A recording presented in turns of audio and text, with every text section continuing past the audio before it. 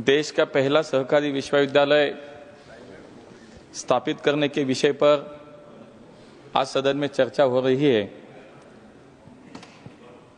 और पिछले लगभग 4-4.5 घंटे इस सदन में उस पर तकरीबन 28 सदस्यों ने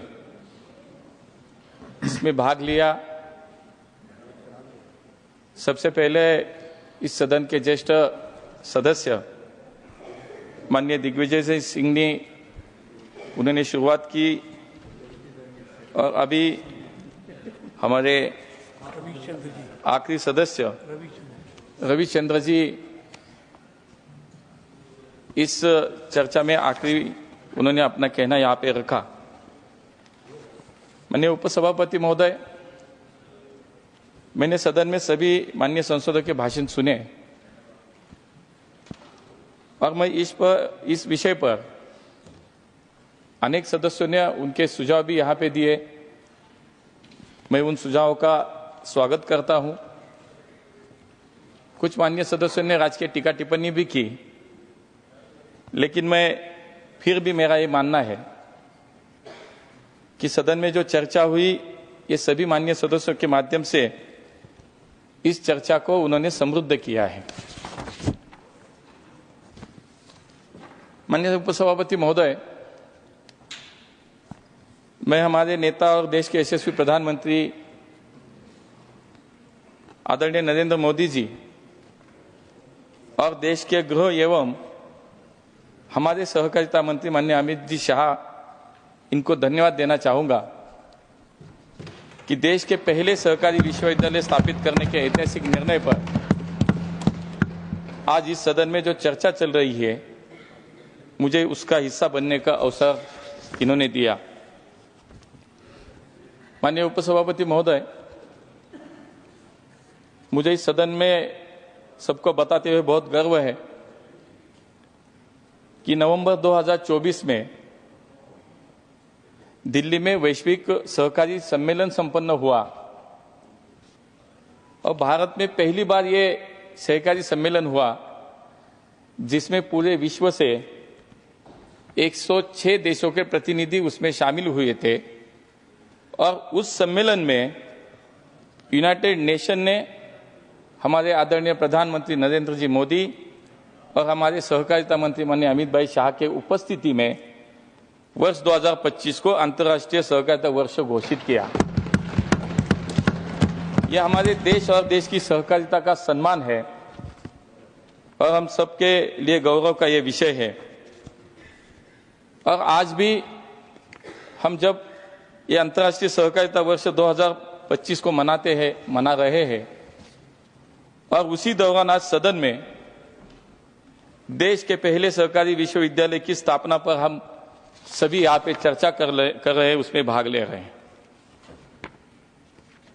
माननीय उपसभापति महोदय, जब माननीय प्रधानमंत्री नरेंद्र मोदी जी के नेतृत्व में भारत ने 2027 में दुनिया की तीसरी बड़ी अर्थव्यवस्था बनने का लक्ष्य रखा है, ये लक्ष्य पूरा करने के लिए देश की ग्रामीण अर्थव्यवस्था का महत्वपूर्ण योगदान रहेगा। हमारा देश एक कृषि प्रधान देश है। आज देश की लगभग 50% से ज्यादा जनसंख्या इसी कृषि क्षेत्र से जुड़ी हुई है। अगर हम सहकारिता क्षेत्र को देखें तो आज देश में लगभग 8 लाख सहकारी संस्थाएं कार्यरत हैं और इन संस्थाओं में सदस्य संख्या माननीय सभापति महोदय 30 करोड़ है। आज 30 करोड़ सभासद संख्या इस पूरे देश के सहकारिता क्षेत्र में काम कर रही है। इसका मतलब हर किसान परिवार का कोई ना कोई एक सदस्य इस सहकारिता क्षेत्र से जुड़ा हुआ है। इतने बड़े लोक संख्या से जुड़े सहकारी क्षेत्र को पिछले कई सालों से कांग्रेस की सरकारों ने कैसे नजरअंदाज किया, इसके मैं केवल 2 उदाहरण यहां देना चाहूंगा, क्योंकि माननीय हमारे सीनियर सभासद है, सदस्य है उन्होंने दिग्विजय सिंह ने कहा था कि पिछले 10 साल में ऐसे सहकारिता के लिए आपने क्या किया, तो वो भी मैं बताने वाला हूं, उस पर भी मैं आने वाला हूं। लेकिन उससे पहले अगर हम 2013-14 का सहकारी विभाग का बजट देखें तो कृषि मंत्रालय के अंतर्गत हमारा ये विभाग था, तो वो था माननीय उपसभापति महोदय सिर्फ 122 करोड़ रुपए। और आज हमारे मोदी जी के सरकार में अगर हम देखें तो करीब 10 गुना वृद्धि होकर लगभग आज हमारा बजट है 1190 करोड़ रुपए। इससे ये मालूम होता है कि हमने सहकारिता को कितना महत्व दिया है। इतना ही नहीं, 30 करोड़ से अधिक सदस्यता वाले इस सहकारी समितियों को पहले केंद्रीय कृषि मंत्रालय, जैसे मैंने कहा कि उसके तहत वर्षों से चलाया जा रहा था, और इतना बड़ा क्षेत्र होने के बावजूद भी केवल एक संयुक्त सचिव के स्तर पर अधिकारी इसको पूरे देश की सहकारिता चला रहा था। लेकिन माननीय उपसभापति महोदय कि इससे ध्यान में आता है कि सालों से यह सहकारिता क्षेत्र कांग्रेस की सरकारों के समय में दुर्लक्षित रहा। लेकिन माननीय उपसभापति महोदय, जैसे कि हमारे सर्वोच्च नेता माननीय मोदी जी कहते हैं कि कांग्रेस की सरकार ने कई अच्छे काम हमें करने के लिए छोड़े हैं, जैसे कि राम मंदिर का निर्माण हो, जैसे कश्मीर से 370 कलम हटाना हो, जैसे ट्रिपल तलाक पर रोक लगाने का कानून हो, ऐसे कई काम गिनाए जा सकते माननीय उपसभापति महोदय। वैसा ही एक ऐतिहासिक और निर्णय जो देश के करोड़ों किसान परिवारों के कल्याण के लिए किया गया, वो है स्वतंत्र सहकारिता मंत्रालय की स्थापना। अगर आज हम देखते हैं तो पूरे देश में पैक्स हो, डेयरी हो, शुगर इंडस्ट्री हो, कोऑपरेटिव बैंक्स हो, टेक्सटाइल मिल्स हो, ऐसी लाखों सहकारी समितियां काम कर रही है। उनके विकास और विस्तार के लिए और इस सहकारी आंदोलन को मजबूत करने के लिए माननीय प्रधानमंत्री जी ने जुलाई 2021 को इस स्वतंत्र मंत्रालय को स्थापना की, गठित किया गया और एक दूरदर्शी निर्णय ले लिया। माननीय उपसभापति महोदय, मैं इस सदन को कुछ तथ्य भी बताना चाहूंगा जो बहुत कुछ मुझे लगता है कि कम लोग जानते हैं। एक ऐसा व्यक्तित्व जिसने अपने गांव के पैक्स में भी काम किया, जिसने अपने बाजार समिति में भी काम किया, वो जिला सहकारी बैंक के अध्यक्ष भी थे, वो स्टेट कोऑपरेटिव बैंक के संचालक डायरेक्टर भी बने, जिनका सहकारिता क्षेत्र में बड़ा योगदान और अनुभव रहा, ऐसे हमारे नेता माननीय अमित भाई शाह देश के पहले सहकारिता मंत्री बने। और ये हम सब के लिए बड़ी गौरव की बात है। और उन्हीं के नेतृत्व में जुलाई 2021 से अब तक सिर्फ 3.5 साल में सहकारिता मंत्रालय द्वारा अभूतपूर्व कार्य किए गए, जिसपे मैं अभी आने वाला हूं। बहुत सारे सदस्यों ने बताया, पूछा कि 10 साल में क्या किया। माननीय उपसभापति महोदय, आज हम ये बिल लेकर आए हैं, लेकिन सहकारिता विश्वविद्यालय की आवश्यकता क्यों है, इस बिल को इस समय लाने की क्या जरूरत है, तो मुझे इस विषय पर विस्तार से सदन के सामने इस विषय को मुझे रखना है। हमारे यशस्वी प्रधानमंत्री नरेंद्र मोदी जी वो कहते हैं कि देश में सहकार से समृद्धि की परिकल्पना उन्होंने रखी और उसे साकार करने के लिए पिछले 3.5 साल में हमने सहकारिता मंत्रालय ने कितने काम किए, ये इस सदन के माध्यम से पूरे देश के सामने मैं रखना चाहता हूं। माननीय अमित भाई के कुशल नेतृत्व में हमारे मंत्रालय ने भविष्य में इस देश के सहकारिता क्षेत्र को नई दिशा देने के लिए 60 नए इनिशिएटिव लिए। इसमें हमारे मंत्रालय ने सबसे बड़ा कार्य पहले शुरू किया, जिसपे इस सदन में बहुत चर्चा हुई, वो है हमारे पैक्स। और सबसे पहला काम जो हाथ में लिया वो था पैक्स का सशक्तिकरण। माननीय उपसभापति महोदय, पैक्स ये हमारे सहकारिता क्षेत्र की सबसे महत्वपूर्ण कड़ी है। जो पैक्स गांव को सहकारिता से जोड़ने का काम एक प्रमुख केंद्र है, प्रमुख कार्य करती है। और पैक्स पहले यहाँ बहुत सारे अनुभवी सभासद है, सदस्य है, जिन्होंने सहकारिता पे भाषण भी किया, उसमें बताया कि पैक्स पहले केवल छोटे छोटे काम उनके माध्यम से होते थे, शॉर्ट टर्म क्रॉप लोन हो या इनपुट सप्लाई का काम, बस इतना ही काम पैक्स के माध्यम से होता था और इसी वजह से उनकी व्यवसाय पर मर्यादा आती थी। लेकिन माननीय उपसभापति महोदय, इसी मर्यादा को ध्यान में रखते हुए और इसके समाधान के लिए पैक्स के मॉडल बायलॉज में सुधार किए गए और इसके माध्यम से पैक्स को मल्टीपर्पज बनाने का महत्वपूर्ण निर्णय हमने ले लिया। माननीय अमित भाई ने हर राज्य के मुख्यमंत्री से चर्चा की, पत्र व्यवहार किया और मुझे यह कहने में बड़ी खुशी होती है कि जो हमने पैक्स के लिए मल्टीपर्पज बनाने के लिए जो मॉडल बायलॉज बनाए, पूरे देश में 32 राज्य और केंद्र शासित प्रदेशों ने उसको एडॉप्ट किया। उस राज्य में किसी भी विचार की सरकार हो, लेकिन सभी ने इसको सकारात्मक प्रतिसाद दिया। मैं उन सभी का यहाँ पे धन्यवाद व्यक्त करना चाहता हूं।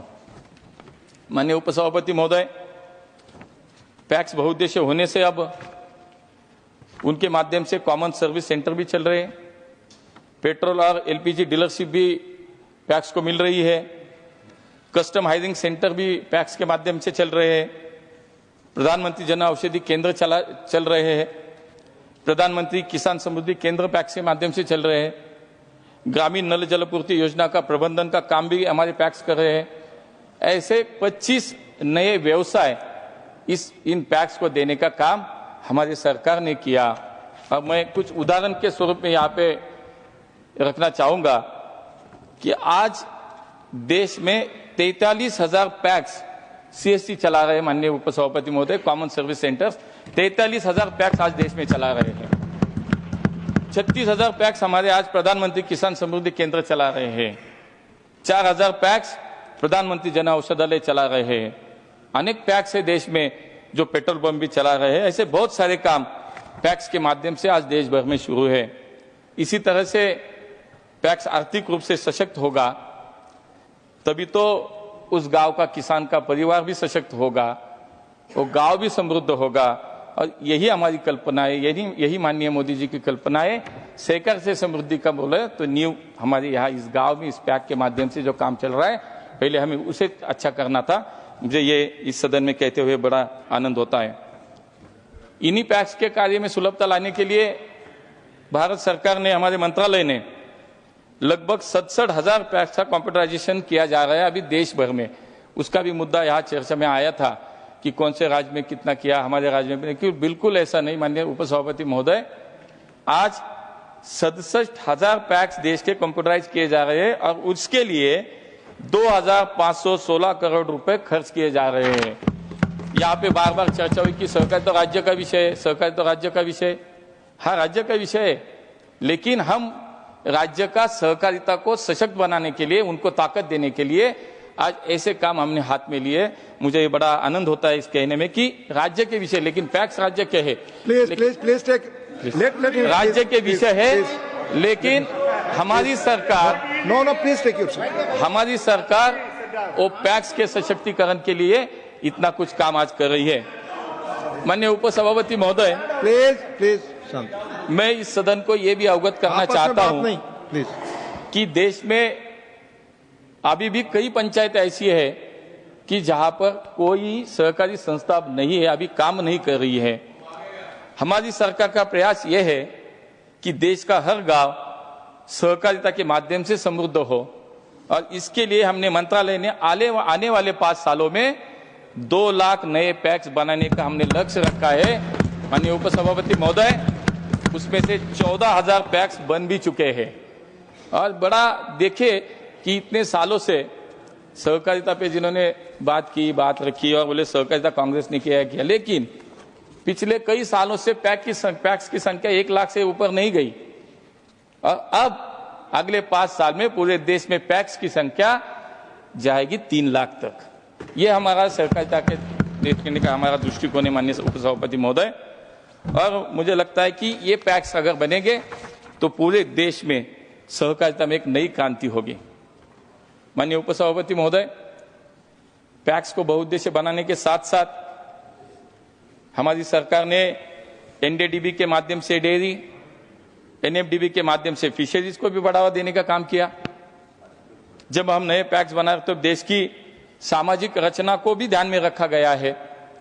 वो कैसे, तो मैं आपको यहाँ बताना चाहूंगा कि समाज के सभी वर्ग और महिला को सहकारी संस्थाओं में प्रतिनिधित्व देने का निर्णय हमारी सरकार ने किया। अब बायलॉज के तहत पैक्स के बोर्ड ऑफ डायरेक्टर में एक एससी एसटी वर्ग का सदस्य और एक महिला सदस्य का होना हमारी सरकार ने अनिवार्य किया है माननीय उपसभापति महोदय। और सहकारिता क्षेत्र में इसी के माध्यम से सामाजिक न्याय देने का काम भी हम लोग कर रहे हैं। माननीय उपसभापति महोदय, वर्तमान में पूरे देश के सहकारिता क्षेत्र की स्थिति जानने के लिए और भविष्य की दिशा तय करने के लिए सभी राज्य सरकार को साथ में लेकर, मैं बार बार ये शब्द इसलिए प्रयोग कर रहा हूं कि बहुत बार ये सुनने को आया कि राज्य का विषय, लेकिन हम राज्यों को साथ में लेकर काम करते हैं। सभी राज्यों को साथ में लेकर हमने पूरे देश का नेशनल कोऑपरेटिव डेटाबेस तैयार किया है। आज अगर हम एक क्लिक पर राज्य, जिला, तहसील और गांव, अभी सभी स्तर पर कार्य करने वाले हमारी सहकारी संस्थाओं की जानकारी केवल 1 मिनट में हमें मिलती है। 8 लाख के ऊपर हमारी सहकारी संस्थाएं, ये काम हम सभी राज्यों को साथ में लेकर अभी किया है। मैं सभी माननीय सदस्यों को भी ये आह्वान करना चाहता हूं कि इस डेटाबेस का उपयोग करके हम सभी अपने क्षेत्र में सहकारिता को मजबूत करने में भी अपना योगदान दे सकते हैं। माननीय सभापति महोदय, 2002 के बाद पहली बार माननीय नरेंद्र जी मोदी हमारे देश के प्रधानमंत्री, इनके मार्गदर्शन में और अमित भाई जी के नेतृत्व में हमारे देश की राष्ट्रीय सहकारिता नीति भी बनाई जा रही है। कुछ दिन में वो भी सभी को राष्ट्रीय सहकार नीति देश भर में लाने का हमारा जो संकल्प है। माननीय उपसभापति महोदय, 2023 में देश में पहली बार माननीय अमित भाई के नेतृत्व में देश के किसानों को बीज से बाजार तक सुविधा देने के लिए राष्ट्रीय स्तर पर 3 नई सहकारी समितियां हमने बनाई। उसमें पहली BBSSL, दूसरी NCOL और तीसरी NCEL। माननीय उपसभापति महोदय, भारतीय बीज सहकारी समिति लिमिटेड के माध्यम से हमारे देश में जो पारंपरिक और मीठे बीजों का बीज है, उनका संवर्धन और प्रसार का काम इसके माध्यम से अभी शुरू हो गया। देश में जैविक उत्पादन की खेती को नेचुरल कोऑपरेटिव ऑर्गेनिक्स लिमिटेड के माध्यम से बढ़ावा देने का काम शुरू किया है। हमारे किसानों के कृषि उत्पादों के निर्यात के लिए नेशनल कोऑपरेटिव एक्सपोर्ट लिमिटेड द्वारा किसानों को विदेशी बाजारों से अब जोड़ा जा रहा है। अब तक माननीय उपसभापति महोदय, ये तीनों जो हमारी राष्ट्रीय सहकारी समितियां हैं, अब तक देश में 34,000 सहकारी संस्था इनकी सदस्य बनी है और मुझे लगता है कि इससे अब किसानों के आय में भी बिल्कुल वृद्धि होगी। माननीय सभापति महोदय, आज देश भर में लगभग 1450 अर्बन कोऑपरेटिव बैंक है, जो देश के शहरी क्षेत्रों का आर्थिक विकास में उनका महत्वपूर्ण योगदान है। हम सब जानते हैं कि नाबार्ड के माध्यम से हमारी जिला कोऑपरेटिव बैंक हो, स्टेट कोऑपरेटिव बैंक हो, इनको मदद की जाती है, उनको सहायता की जाती है। लेकिन इतनी बड़ी संख्या में हमारे देश में आज अर्बन कोऑपरेटिव बैंक है, इनकी मदद के लिए, इनकी सहायता के लिए ऐसी कोई व्यवस्था आज तक नहीं थी। और मुझे ये यहाँ सदन में कहते हुए बहुत आनंद होता है, अभिमान होता है कि माननीय प्रधानमंत्री मोदी जी के मार्गदर्शन में और माननीय अमित भाई की दूरदर्शिता अथक प्रयासों से अर्बन कोऑपरेटिव बैंक के लिए भारतीय रिजर्व बैंक के साथ समन्वय करके अम्ब्रेला ऑर्गेनाइजेशन की स्थापना की गई है। और माननीय उपसभापति महोदय, इससे अब क्या होगा, जैसे मैंने कहा कि कोऑपरेटिव बैंक जो है, स्टेट कोऑपरेटिव बैंक हो, जिला कोऑपरेटिव बैंक हो या राज्य कोऑपरेटिव बैंक हो, इनके लिए नाबार्ड तो है, सब जगह पे जो दिक्कतें आती है, समस्या आती है, तो उनके साथ वो खड़े रहते हैं। अब हमारे अर्बन कोऑपरेटिव बैंक इस अम्ब्रेला ऑर्गेनाइजेशन के माध्यम से आईटी सर्विसेज दे सकती है, टेक्निकल इंफ्रास्ट्रक्चर के लिए उनको मदद हो सकती है और आवश्यक आर्थिक सहायता भी अभी उनको मिलेगी। और जिसकी वजह से, इसकी वजह से आज अर्बन कोऑपरेटिव बैंक अब शेड्यूल बैंकों की तरह उन्हीं की समान सेवाएं प्रदान कर पाएंगे। माननीय उपसभापति महोदय, हमारे मंत्रालय ने किसानों के कल्याण के लिए एक और महत्वपूर्ण निर्णय लिया। हम सबको इस बात का गर्व है कि हमारे देश के किसानों की मेहनत कृषि उत्पादन में हमारा देश दुनिया के अग्रणी देशों में इनकी मेहनत की वजह से आज गिना जा रहा है। लेकिन वही एक दुख की बात फिर है कि इतने सालों से ये किसी के ध्यान में नहीं आया कि पिछली सरकारों की जो लापरवाही थी, उनको जो उन्होंने दुर्लक्ष्य किया, उसकी वजह से अनाज उत्पादन के हिसाब में भंडारण की क्षमता नहीं बनाई गई, माननीय उपसभापति महोदय। और इसी को ध्यान में रखते हुए आज हमारी सहकारिता मंत्रालय ने विश्व की सबसे बड़ी अन्न भंडारण योजना बनाई है और आज हमारे पूरे देश में पैक्स के माध्यम से ये अन्न भंडारण योजना का काम शुरू हो गया, जिसके कारण अब ट्रांसपोर्टेशन की कॉस्ट में कमी आएगी, फसल की सुरक्षा होगी और किसानों को नजदीक में भंडारण की सुविधा भी मिलेगी और इससे किसान के आर्थिक रूप से उनको अधिक लाभ भी होगा। माननीय सभापति महोदय, सहकारिता क्षेत्र के विकास और विस्तार के लिए कार्य करने वाली हमारी एनसीडीसी एक प्रमुख संस्था है। एनसीडीसी के माध्यम से पूरे देश में सहकारिता क्षेत्र को एक आर्थिक सहायता के स्वरूप में मदद की जाती है, एक आधार दिया जाता है। फिर मैं उसी मुद्दे पे आना चाहूंगा कि 10 साल में हमने क्या किया। कांग्रेस की सरकार की समय में अगर हम 2013 और 14 में आंकड़े देखें तो एनसीडीसी के माध्यम से देश की सहकारी संस्था को उस साल में मदद की वो थी सिर्फ 5,300 करोड़। माननीय सभापति महोदय, माननीय उपसभापति महोदय, वही आज हमारे नरेंद्र मोदी जी की सरकार ने उसमें 25 गुना वृद्धि की और आज हमने 1,28,000 करोड़ रुपए की आर्थिक सहायता को एनसीडीसी के माध्यम से आज मंजूरी दे दी है। केवल इसी एक वर्ष में एनसीडीसी ने देश की चीनी मिलों को लगभग 10,000 करोड़ रुपए की आर्थिक सहायता की है। माननीय अमित भाई के प्रयासों से कई सालों से लंबी चीनी मिलों की लगभग 46,000 करोड़ की इनकम टैक्स लायबिलिटी को भी माफी मिली है और इसका सीधा फायदा आज हमारे किसानों को मिला है। एनसीडीसी के माध्यम से और भी अनेक कार्य कर रही है, जिससे देश की सहकारिता आज मजबूत हो रही है। माननीय उपसभापति महोदय, हमने सहकारिता को और मजबूत करने के लिए माननीय अमित भाई ने और एक परिकल्पना रखी और उन्होंने कहा, एक महत्वपूर्ण कदम उन्होंने उठाया। उन्होंने एक परिकल्पना लाई, सहकारिता में सहकार, यानी कि कोऑपरेशन अमंग्स कोऑपरेटिव्स। इसमें हमने ऐसा निर्णय लिया कि कोई जिला बैंक अगर है, वो जिला कोऑपरेटिव बैंक में उस जिले के सभी कोऑपरेटिव सोसाइटीज हो, संस्था हो, उनका अकाउंट वहीं पे खोला जाएगा, उनके आर्थिक व्यवहार उन्हीं के माध्यम से होंगे और उनके सदस्य भी जो है उनका भी अकाउंट हमारे जिला कोऑपरेटिव बैंक में किए जाएंगे। इसका निर्णय होने के बाद मैं यहाँ बताना चाहूंगा कि अब तक देश के विभिन्न जिला सहकारी बैंकों की जमा राशि में कई गुना वृद्धि हुई है। इसका मतलब है, वही पे आता हूँ, इसके लिए बता रहा हूँ, वही उस पे आता हूँ जी। ये यूनिवर्सिटी की जरूरत क्या है, इसका ये पहला अध्याय है। आप सुनिए। हाँ, हमारी इसका उद्देश्य माननीय उपसभापति महोदय इतना ही है प्लीज कि अगर हमारी जिला कोऑपरेटिव बैंक अगर आर्थिक रूप से सक्षम होती है तो हमारी स्टेट कोऑपरेटिव बैंक भी सक्षम होगी और उसका फायदा सीधे पैक्स के माध्यम से हो और कोई सुविधा के माध्यम से हो, हमारे किसानों को होगा। इसीलिए मुझे लगता है कि इस परिकल्पना को आज बहुत अच्छा पूरे देश में प्रतिशत अच्छा मिल रहा है। माननीय उपसभापति महोदय, आज देश में लगभग 1730 मल्टी स्टेट कोऑपरेटिव सोसाइटीज भी है। इनमें सुधार के लिए हमारी सरकार ने 2023 में multi state cooperative societies act में भी बदलाव लाए।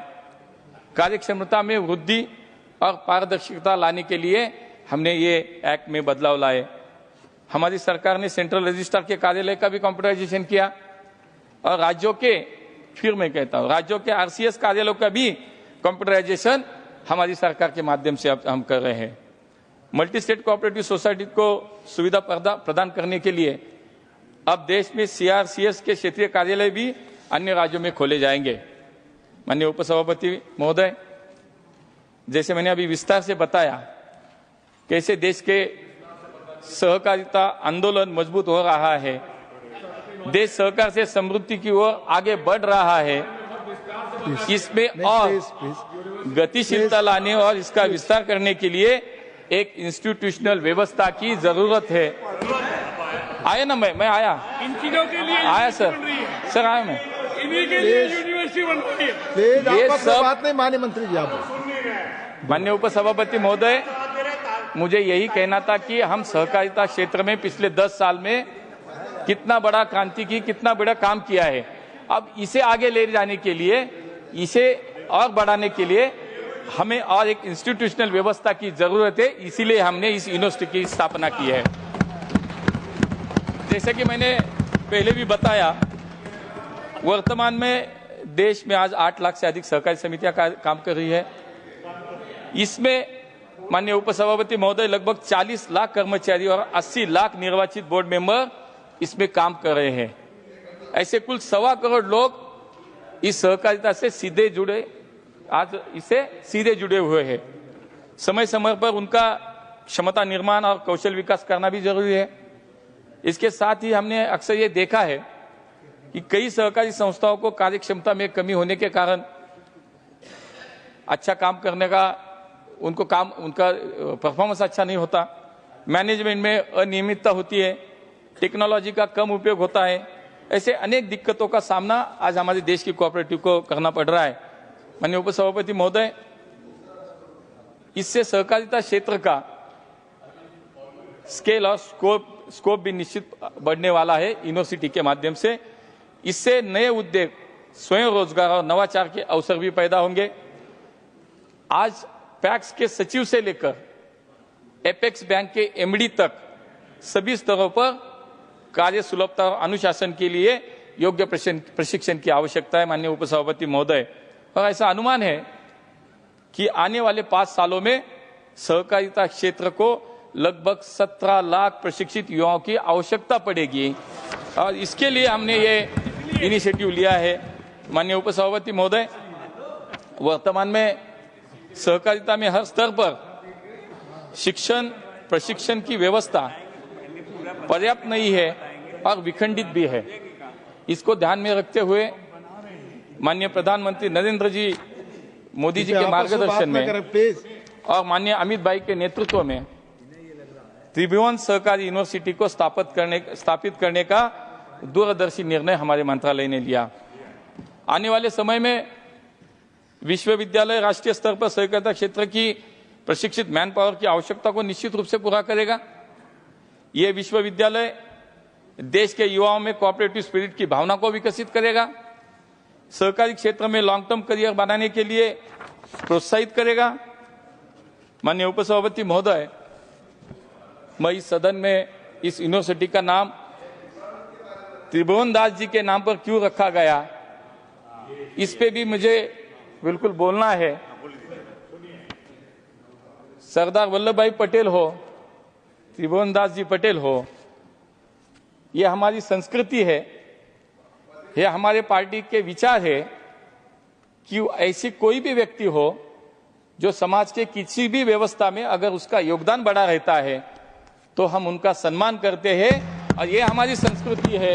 और आज त्रिभुवन दास जी के नाम पे आक्षेप लिया गया, मैं तो कहता हूं कि वो तो कांग्रेस के ही थे हम, लेकिन उनके काम का सम्मान हम कर रहे हैं, उनके योगदान का सम्मान आज हम यहाँ पे कर रहे हैं। तो मुझे लगता है कि ये आपको स्वीकारना भी चाहिए। स्वर्गीय त्रिभुवन दास जी एक स्वतंत्रता सेनानी भी थे भारत में सहकारी आंदोलन के एक जनक थे। खेड़ा जिला सहकारी दूध उत्पादक संघ के वो संस्थापक और अध्यक्ष है। सहकारिता नहीं बताना है फिर से, हाँ, सहकारिता क्षेत्र में कुछ लोग भूल गए थे। प्लीज आपस में बात नहीं। सहकारिता क्षेत्र में योगदान देने समय John Brittas ji please take your seat. Tribhuvan Das ji ने गांधी जी और सरदार पटेल जी का मार्गदर्शन में कार्य किया। मैं फिर से ये बात पे पढ़ना चाहूंगा। सहकारिता क्षेत्र में योगदान देते समय त्रिभुवन दास जी ने गांधी जी और सरदार पटेल के मार्गदर्शन में कार्य किया। उनके नेतृत्व में ही देश की डेयरी के क्षेत्र में क्रांति हुई। त्रिभुवन दास जी की नीतियों के कारण आज लगभग 60,000 करोड़ का वार्षिक व्यापार करने वाला अमूल विश्व स्तर पर प्रसिद्ध ब्रांड बन चुका है, माननीय उपसभापति महोदय। और इसका सीधा लाभ आज अमूल से जुड़े हुए 36 लाख किसानों को मिल रहा है। सहकारिता आंदोलन के सहकारिता आंदोलन के ऐसे व्यक्तित्व का नाम इस विश्वविद्यालय से जुड़ना अपने आप में एक गौरव की बात है, माननीय उपसभापति महोदय। मैं इनके मुद्दे पे भी आऊंगा। माननीय उपसभापति महोदय, कुछ माननीय सदस्य ने श्री वर्गीस कुरियन के जी बारे में भी यहाँ पे सदन में बात की। प्लीज माननीय सहकारिता मंत्री अमित शाह जी द्वारा इस विषय पे लोकसभा में उत्तर दिया गया था। देता हूं, मैं इस सदन को अवगत करना चाहता हूं, इसमें कोई दो राय नहीं है कि कुरियन जी का सहकारिता क्षेत्र में बहुत बड़ा योगदान है। इसमें कोई हमारा दो राय नहीं है, हम इसे स्वीकार भी करते हैं। और गुजरात राज्य में आज आप कुरियन जी का नाम ले रहे हैं। आपकी सरकार जिस राज्य में है आपको पता भी नहीं है कुरियन जी का शताब्दी वर्ष यहाँ ये मना रहे हैं और गुजरात सरकार मना रही है। ये हमारी भाजपा की सरकार मना रही है। आज आप यह पर सब कुरियन जी का नाम ले रहे हैं, लेकिन हमारी सरकार उनके शताब्दी का महोत्सव गुजरात सरकार मना रही है। Please take your seat. John Brittas, माननीय उपसभापति महोदय, वर्गीस कुरियन बीजेपी के नहीं थे। एक माननीय सदस्य ने यहाँ कहा कि वो बीजेपी के नहीं थे इसलिए नाम नहीं दिया। मैं फिर एक बार कहना चाहूंगा कि कोई भी क्षेत्र में अगर बड़ा व्यक्ति काम करता है तो उसका सम्मान करने की संस्कृति भारतीय जनता पार्टी में, तो उनका आदर है, उनके प्रति सम्मान भावना है हमारे मन में। लेकिन किसी एक का नाम दिया जाता है और इस क्षेत्र में जिनका सबसे बड़ा योगदान है वो त्रिभुवन दास जी का नाम हमने इसमें दिया है और मुझे लगता है कि हमारे लिए गौरव की बात है। माननीय उपसभापति महोदय, कुछ सदस्यों ने इस विश्वविद्यालय के संचालन के बारे में भी पूछा है। मैं आपके माध्यम से उनको बताना चाहता हूं, त्रिभुवन सहकारी विश्वविद्यालय को संसद के अधिनियम के तहत इंस्टीट्यूट ऑफ नेशनल इंपॉर्टेंस का दर्जा दिया जाएगा। विश्वविद्यालय का मुख्य उद्देश्य यह है कि सहकारिता क्षेत्र में शैक्षणिक और अनुसंधान गतिविधियों को यूनिफाइड और स्टैंडर्डाइज किया जा सके। ये राष्ट्रीय स्तर का विश्वविद्यालय सहकारिता क्षेत्र में शिक्षा और अनुसंधान का कार्य प्रभावी ढंग से करे। इस विश्वविद्यालय के संचालन के लिए चांसलर, वाइस चांसलर, रजिस्ट्रार और अन्य आवश्यक अधिकारी भी इसमें प्रस्तावित है। माननीय सभापति महोदय, उपसभापति महोदय, त्रिभुवन सहकारी विश्वविद्यालय में सहकारिता क्षेत्र से जुड़े शैक्षणिक कार्यों के साथ ही रिसर्च एंड डेवलपमेंट की गतिविधियां भी शामिल होंगी। इस विश्वविद्यालय में आवश्यकता के अनुसार देश के विभिन्न स्थानों पर सेक्टर स्पेसिफिक स्कूल स्थापित होंगे। ये विश्वविद्यालय अलग अलग राज्यों के प्रशिक्षण संस्थाओं के साथ साझेदारी भी करेगा। 10वीं 12वीं उत्तीर्ण विद्यार्थी भी इस विश्वविद्यालय को कोर्स पर कर पाएंगे। इस विश्वविद्यालय में ग्रेजुएट, पोस्ट ग्रेजुएट, पीएचडी और शॉर्ट टर्म कोर्सेज भी प्रस्तावित है। इस विश्वविद्यालय के पाठ्यक्रम में विश्व के सहकारिता क्षेत्र की बेस्ट प्रैक्टिसेस भी शामिल होंगी। माननीय सभापति महोदय, राज्यों के सहकार को धोखा है, ये केंद्रीयकरण चल रहा है, राज्य के सहकारिता में क्या होगा, ऐसे भी कुछ शंका इस सदन में उपस्थित हुई। लेकिन मैं उनको आपके माध्यम से ये बताना चाहता हूं, उनको अवगत करना चाहता हूं, त्रिभुवन सहकारी विश्वविद्यालय देश के विभिन्न राज्यों के मौजूदा सहकारी शिक्षण और अन्य प्रशिक्षण संस्थाओं को हब एंड स्पोक मॉडल पर एफिलेट करेगा। ये एफिलेशन पूरी तरह से स्वैच्छिक होगा।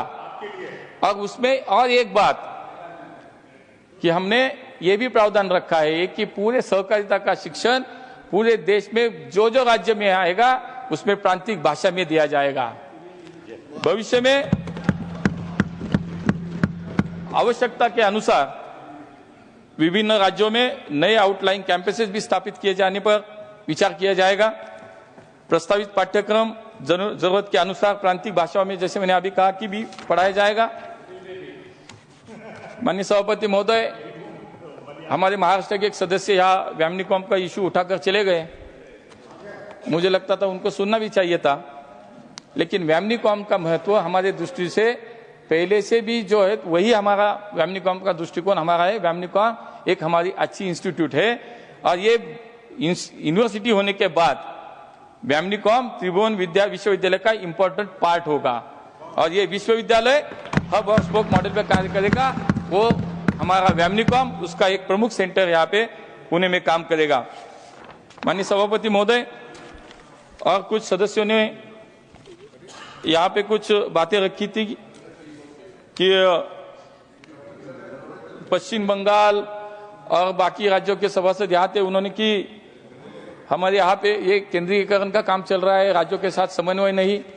मुझे बताते हो, मैंने अभी कहा कि हमने पैक से मॉडल बायलॉज जो लाए, आप सदस्यों को मुझे लगता है कि ये बात मालूम नहीं है कि आपकी सरकार ने इस मॉडल बायलॉज को भी एडॉप्ट किया है और उसके साथ हम सरकार के साथ काम कर रहे हैं। तो ये सरकार के समन्वय के कारण ही होता है।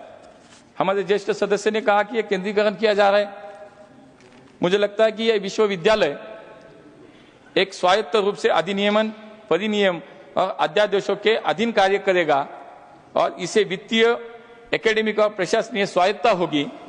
हम सहकारी संघवाद के सिद्धांतों के साथ काम कर रहे हैं।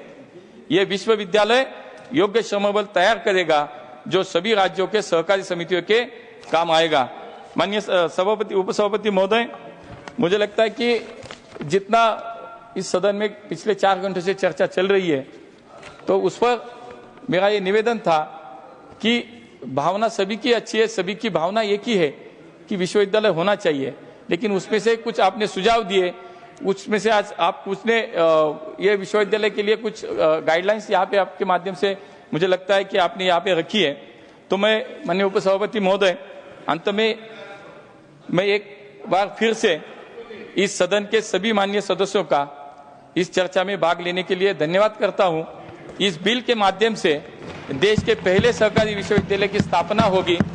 आने वाले समय के लिए त्रिभुवन सहकारी यूनिवर्सिटी हमारे सहकारिता क्षेत्र में कार्य करने के लिए स्किल्ड मैन पावर का सृजन करेगा, देश में कोऑपरेटिव स्पिरिट को बढ़ावा देगा और भविष्य के लिए कोऑपरेटिव लीडरशिप को तैयार करने के लिए एक महत्वपूर्ण योगदान देगा।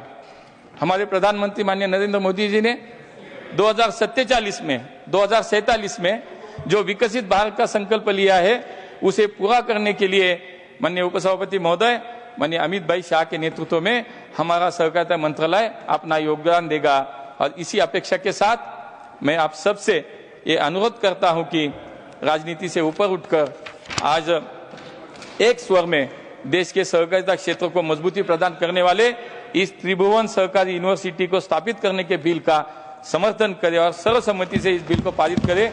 फिर से एक बार आप सभी को बहुत बहुत धन्यवाद।